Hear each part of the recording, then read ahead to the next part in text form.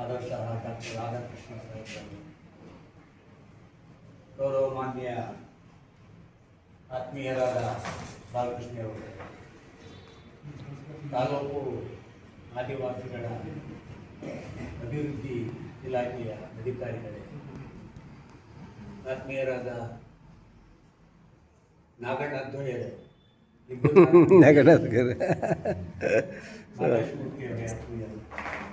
ಮತ್ತು ಡಾಕ್ಟರ್ ಶ್ರೀಕಾಂತ್ ಅವರೇ, ಎಲ್ಲ ಆಯುರ್ವೇದಿಕ ಕಾಲೇಜಿನ ಡಾಕ್ಟರ್ಗಳು ಹಾಗೂ ಸಿಬ್ಬಂದಿ ವರ್ಗದವರೇ,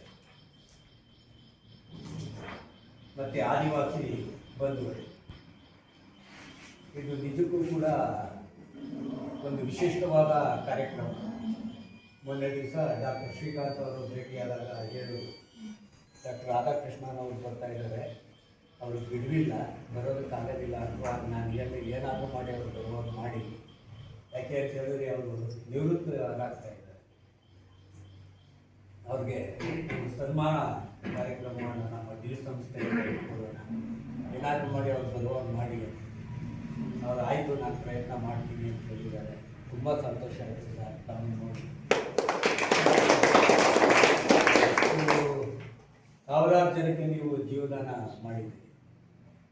ಯಾಕೆ ಅಂತ ಹೇಳಿದ್ರೆ ಡಾಕ್ಟ್ರು ಹುದ್ದೆ ಇದೆಯಲ್ಲ ಸಾಮಾನ್ಯವಾದಂತಹ, ಅದರಲ್ಲೂ ಆಯುರ್ವೇದಿಕ ಡಾಕ್ಟ್ರುಗಳು ಹುದ್ದೆ ಇದೆಯಲ್ಲ, ಯಾತಕ್ಕೆ ಅಂತ ಹೇಳಿದ್ರೆ ಒಂದು